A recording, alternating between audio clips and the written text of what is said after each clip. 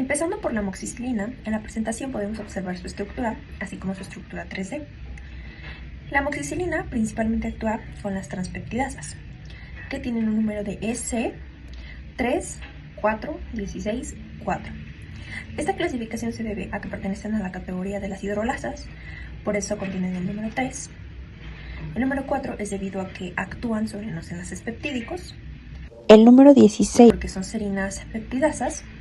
Y el número 4 es porque se identifican a las transpeptidasas como únicas en esta categoría. En las siguientes imágenes podemos observar un sustrato de las transpeptidasas, que es de alanina de alanina. Y en el inciso B podemos observar la estructura de la penicilina, que si observamos muy detalladamente, la estructura es muy similar.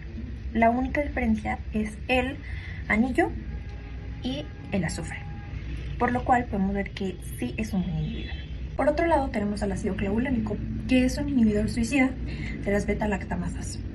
Las beta-lactamasas poseen un número EC3526. El 3 hace referencia a que son de la categoría de las hidrolasas, al igual que las transpeptidasas. El 5 hace referencia a que estos enzimas actúan sobre enlaces carbono-nitrógeno sin afectar a los enlaces peptídicos. El 2 es que tienen conformaciones compuestas cíclicas. Y el 6 hace referencia a las beta-lactamasas.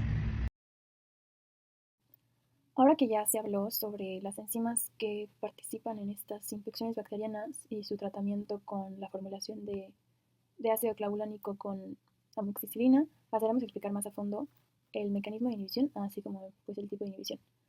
Importante mencionar que primero se abordará el tipo de inhibición por separado, a pesar de que sabemos que esta formulación actúa pues, en conjunto. Y ya más adelante se hablará sobre por qué existe esta formulación y cómo ayuda la amoxicilina al ácido clavulánico, es decir, cómo ayuda el ácido clavulánico a la amoxicilina y cómo es que pues, ambas trabajan en conjunto. Comenzaremos con la inhibición de la amoxicilina a la transpeptidasa. Como podemos observar en la imagen, la estructura del sustrato natural de la transpeptidasa es una porción terminal de alanina que se encuentra en las cadenas de peptidoglicano. Estas se encuentran, como bien sabemos, en la pared celular. Y bueno, si ahora observamos la estructura de la amoxicilina, podemos observar una gran similitud. Y bueno, esto quiere decir que al parecerse al sustrato y al unirse al sitio activo, este tipo de inhibición será irreversible, ya que lo que hace la amoxicilina es unirse al sitio activo a través de un enlace covalente y esto hace que desactive la enzima permanentemente, lo que también se conoce como inhibición suicida. Y bueno, refiriéndonos a factores cinéticos de este tipo de inhibición, pues bueno, hay una disminución notable en la velocidad máxima, ya que disminuye la cantidad de pues, enzima efectiva, por así decirlo. Además, Km no se ve afectado, es decir, la afinidad de la enzima a su sustrato natural no va a cambiar. Y bueno, en pocas palabras, este tipo de inhibición es una inhibición no competitiva. Para entender la inhibición del ácido clavulánico a las beta-lactamasas, observemos nuevamente la estructura de la amoxicilina, enfocándonos en el pequeño anillo que pues, es llamado anillo beta-lactámico. Y bueno, pues esta estructura es el sustrato natural de las beta-lactamasas. Y bueno, como bien sabemos, las beta-lactamasas se encargan de degradar estos antibióticos y pues el anillo beta-lactámico está presente en muchas estructuras de los antibióticos, como es la amoxicilina o penicilina, entre otros. Y bueno, lo que hace el ácido clavulánico, muy similar al caso de la amoxicilina con la transpeptidasa, es que pues al parecerse al sustrato natural, pues entra al sitio activo y se une de manera covalente, desactivando permanentemente a esta enzima beta-lactamasas. Y bueno, también los factores genéticos son que disminuye la velocidad máxima, es decir, que pues como en el caso de la amoxicilina, pues disminuye la cantidad de enzima efectiva que hay presente. Y Km no se ve afectada al mismo tiempo que como en el caso de la amoxicilina, y pues en este caso también sería una inhibición no competitiva. La gráfica muestra la cinética de Michaelis-Menten de una reacción enzimática, comparando dos condiciones, una sin inhibir, que sería la línea azul, y la otra con inhibición irreversible, que sería la línea roja punteada. A continuación les voy a explicar un poco de cómo afecta la inhibición irreversible al comportamiento de la enzima. La amoxicilina es un inhibidor irreversible, como ya nos mencionó mi compañera. En este tipo de inhibición se reduce la cantidad de enzima activa disponible para catalizar la reacción, disminuyendo así la velocidad máxima de la reacción. La línea azul representa la velocidad de reacción sin inhibición, alcanzando una velocidad máxima más alta. En cambio, en presencia de la amoxicilina, que es en este caso la línea roja, la velocidad máxima es menor, reflejando que hay menos enzima activa disponible para alcanzar la máxima velocidad. La inhibición irreversible generalmente no afecta directamente la afinidad de la enzima por el sustrato, pero debido a que hay menos enzima activa, la curva de velocidad en presencia de la amoxicilina crece lentamente y nunca alcanza la misma velocidad máxima que la curva de control. En esta gráfica, ambas curvas parecen tener los mismos valores de Km, aunque la curva con inhibición es más baja en toda la gama de concentración por sustrato. En resumen, la inhibición es irreversible por la amoxicilina, reduce la velocidad máxima sin afectar considerablemente los valores de Km. Lo que refleja en la curva roja es que alcanza un nivel de velocidad inferior en comparación con la curva azul. Esto es característico de los inhibidores irreversibles, que reducen la actividad enzimática disponible para la reacción. La representación de Lineweaver-Burke es una transformación de la cinética de Michaelis-Menten que permite analizar cómo diferentes tipos de inhibidores afectan las constantes enzimáticas. La gráfica de Lineweaver-Burke transforma la ecuación de Michaelis-Menten en una línea recta. En la gráfica de Lineweaver-Burke observamos los efectos de la inhibición irreversible por la amoxicilina en una reacción enzimática. Las líneas de ambas condiciones, sin inhibición y con inhibición, se interceptan en el mismo punto sobre el eje del sustrato, lo cual indica que la Km no cambia. Esto es característico de los inhibidores irreversibles, los cuales no alteren la afinidad de la enzima por el sustrato. La inhibición irreversible disminuye la velocidad máxima, lo que se representa con una mayor intersección en el eje sobre velocidad. Esto se debe a la reducción de la cantidad de enzima activa disponible. La pendiente de la línea relacionada con Km sobre velocidad máxima aumenta en la condición con inhibición, lo que refleja la reducción de velocidad máxima sin cambios en Km. Esta representación confirma que la amoxicilina actúa como un inhibidor irreversible al reducir velocidad máxima y dejar la Km constante. La respuesta es que la amoxicilina por sí sola es muy buena. Sin embargo, hay bacterias que han generado resistencia debido a que producen esta enzima, que es beta-lactamasa. Por lo tanto, la beta-lactamasa rompe el anillo de la amoxicilina si esta se toma por sí sola. El anillo que mencioné anteriormente, que se llama beta-lactámico. Por lo tanto, desactivaría su función. Por lo tanto, se requiere agregar el ácido clavulánico, que como ya les mencioné, es un inhibidor de las beta-lactamasas. Por lo tanto, este inhibe las beta-lactamasas y la amoxicilina puede generar su reacción. Es decir, si usáramos solo la amoxicilina, esta sí tendría efecto, pero solamente para bacterias que no poseen las beta-lactamasas. Si solo tuviéramos el ácido galvanánico, no tendríamos actividad bacteriana, porque en realidad este solo actúa como inhibidor para que no se destruya la amoxicilina. Sin embargo, por sí solo no tiene actividad. Recordando la diferencia entre las gram positivas y las gram negativas, las gram negativas poseen una membrana, una capa de peptidoglicano y otra membrana, mejor conocidas como el modelo de sándwich. Y las gram positivas solo contienen una membrana y varias capas de peptidoglicano, que como podemos ver en la imagen, se encuentran cruzadas. Gracias a esto, contienen una pared celular bastante gruesa. Y los peptidoglicanos permiten que esta mantenga su estructura y que no sea dañada por la presión osmótica. Lo que hace no solo la amoxicilina, sino todos los tipos de penicilinas, es que intervienen en esta conformación cruzada de los peptidoglicanos, lo cual, como ya les mencioné, ayudan a la estabilidad. Por lo tanto, desestabilizarían nuestra bacteria, debilitarían la pared celular y posteriormente generarían la muerte de esta. Para este ejercicio podríamos trabajar con la enzima glutatión reductasa, que es lo que haremos a continuación, que usa como cofactores tanto el NADPH, nicotinamida, adenina, dinucleófido fosfato y el FAD, que en un momento lo comentaremos. siendo la glutatión reductasa perteneciente a las oxidorreductasas, y comentaremos cómo estas cofactores afectan y pues como factores del pH y la temperatura. La glutatión reductasa es una enzima importante para el mantenimiento del estado redox al catalizar la reducción de glutatión oxidado a su forma reducida. Su número S es 1.8-1.7, ya que su clase, que en este caso es el 1, nos va a indicar la clase de enzima que es, que en este caso es una oxidorreductasa. Esta enzima sabemos que cataliza las reacciones oxidación-reducción, en donde se produce la transferencia de electrones entre las moléculas. El 8 indica su subclase, que actúa sobre un grupo de azufre, que específicamente va a actuar sobre ese sustrato que tiene este grupo.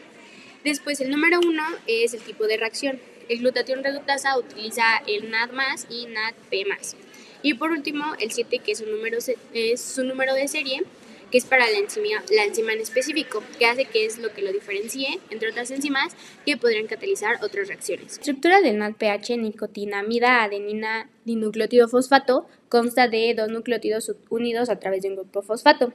Un nucleótido consta de una base de adenina y el otro contiene una nicotinamida. Este funciona como un donante dihidruro, hablando en relación con la glutatión reductosa.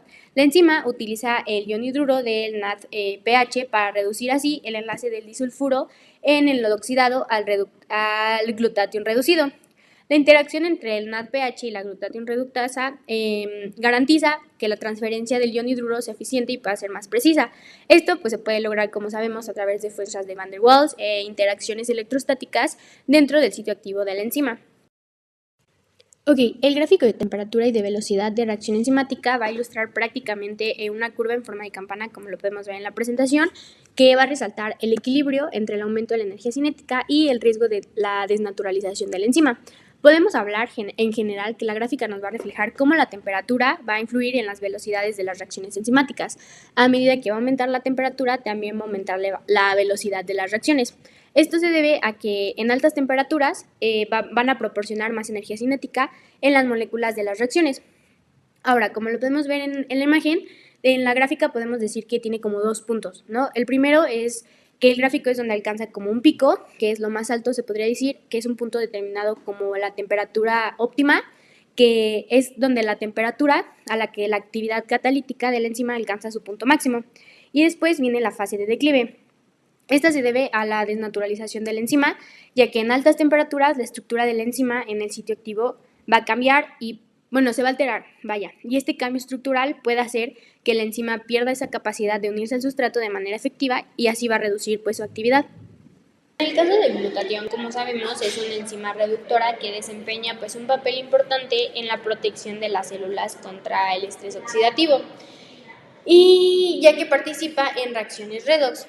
Para el glutatión, la temperatura óptima suele ser aproximadamente en un rango fisiológico en 37 grados Celsius para las enzimas humanas.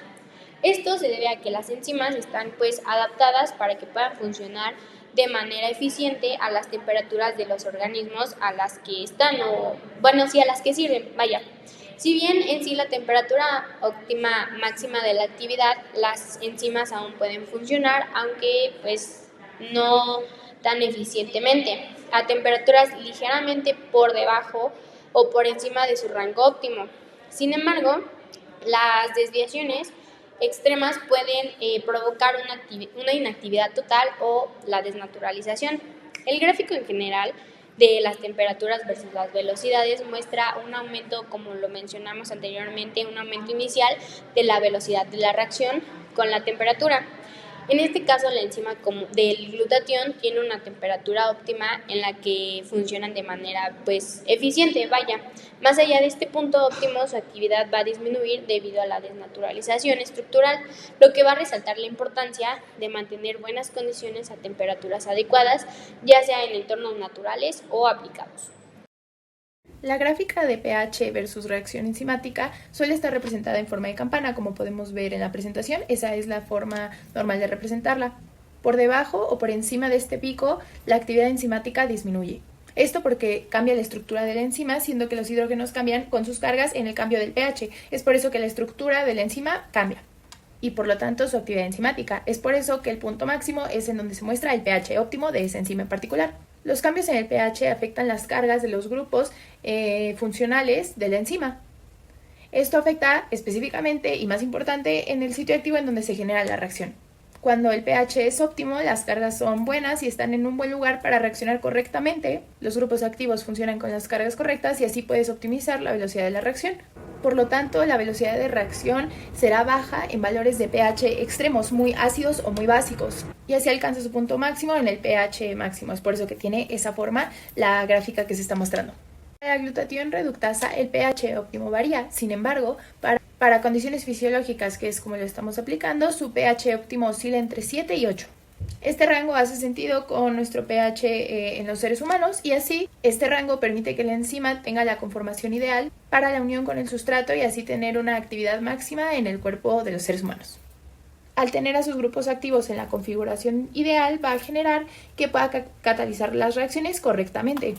Es por eso que también mantiene un rango, ya que cualquier cambio mínimo sí afecta en las cargas de esta enzima y puede afectar el sitio activo o las cargas de los aminoácidos claves para que se pueda dar la reacción, disminuyendo así la eficacia de la enzima si es que se modifica a pHs en donde el rango no es correcto, que es 7 y 8.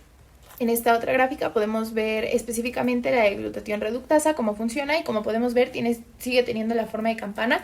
En la gráfica podemos ver que es más como un pico pronunciado, pero este es específicamente de la enzima con la que estamos trabajando.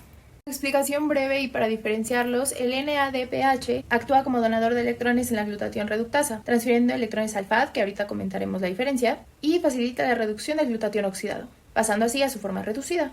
Este cofactor es clave ya que es parte clave en la defensa inoxidante de las células. Como mencionamos en cómo se afecta, el NADPH es un cofactor sensible a cambios de pH y de temperatura también, lo que puede afectar la capacidad de la enzima ya hecha para poder realizar la transferencia de electrones que necesita el FAD si está en condiciones de pH que no son óptimas. Sigo comentando sobre el FAD porque el FAD es el grupo prostético de la enzima, lo que significa que está unido fuertemente por enlaces covalentes y la vuelve mucho más estable a comparación del NADPH, haciendo que sea mucho más difícil su ruptura en cambios de pH, por ejemplo. Por lo tanto, es mucho menos susceptible a ser liberado durante una reacción, a comparación del NADPH, que se podría liberar mucho más fácilmente a comparación del FAD.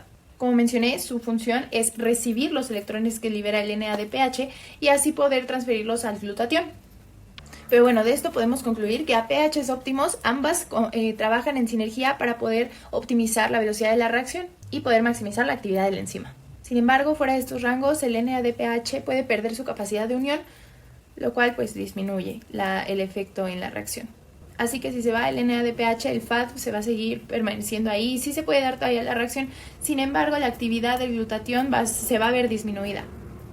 ¿La fiebre, siendo un aumento de temperatura, o el limón cambiando el pH, mata a las bacterias? ¿O cómo funciona? ¿O por qué nos hacemos esta pregunta?